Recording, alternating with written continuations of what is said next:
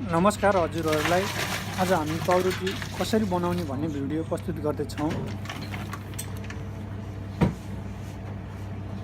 सुरुमा त यहाँ मिक्सरमा यो घोलिसकेको हो।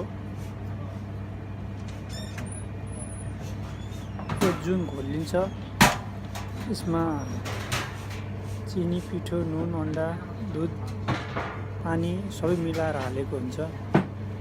यो मिसिन हो, यो पनि सबै कुरो मिलाउनु पर्छ। यो तापक्रम अनुसार कहिले आइस हाल्नुपर्छ। हेर्नुहोस् त घुमिरहेको छ। लगभग आधी घन्टा जति घुमाउनु पर्दछ।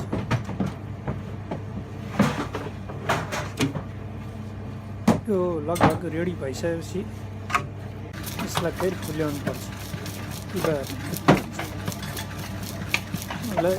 यो यसको तापक्रम निश्चित भएपछि यसलाई झिक्नुपर्छ र के कति ग्राममा हो त्यो अड्कल गरेर यसरी काट्नुपर्छ।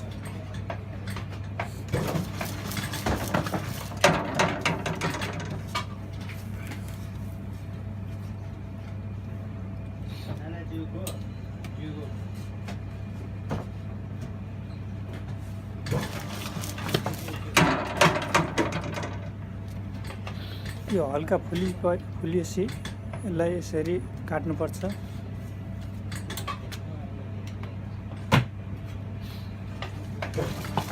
र कति डिग्री हो त्यो सबै मिलाउनु पर्छ तापक्रम अनुसार।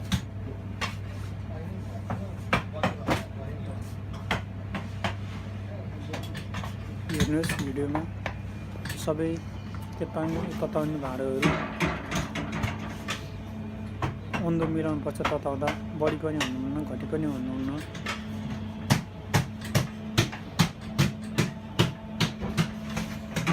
सानो हुन्छ सुरुमा एकदमै, पछि फुलिन्छ निश्चित आयो चाहिँ यसलाई स्प्रेड हो पनि अहिले ठुलो हुन्छ एकछिनमै। एकदम पुरानो कम्पनी भएकोले सबै मान्छेहरूले हातले गर्छन्। यसलाई टुक्रा टुक्रा बनाएर जोडेर फलामको तेपाङ भन्छ, फलामको तेपाङमा हालिन्छ र फुल्याउने मिसिनमा राखिन्छ। यसमा भइसक्यो। अब अर्को लागि फेरि मैदा हाल्नु पर्छ। त्यो चाहिँ हल्का पिङ्क कलरको छ। गाउँको छोराहरू मिसाएको।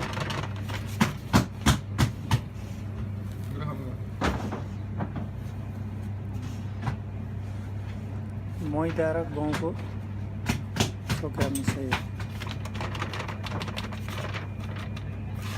अब यसलाई निरन्तर नुन, चिनी हालिन्छ। अन्डा, दुध प्रायमा हालिन्छ भने कोहीमा नहाल्ने पनि हुन्छ। बटरहरू नहाल्ने किसिम पनि हुन्छ कोहीमा।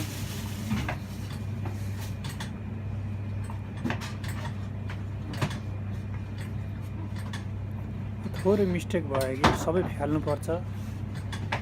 एकदमै तापक्रम मिलाउनु जरुरी छ।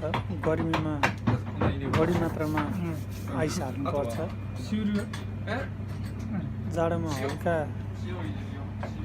तापक्रम मिलाउनु पर्छ।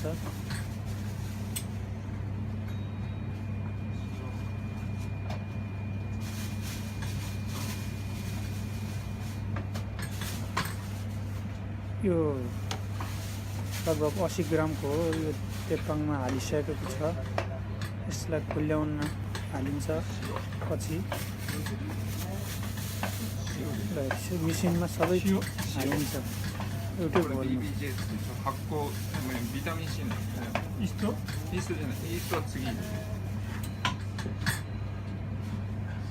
सबै कुरा जोखेर हाल्नु। यो रहेको छ पाउरोटी बनाउने सम्बन्धी। अर्को भिडियोमा हामी पाउरोटी पोल्ने सम्बन्धी लिएर आउनेछौँ। भिडियो हेरिदिनु भएकोमा धन्यवाद।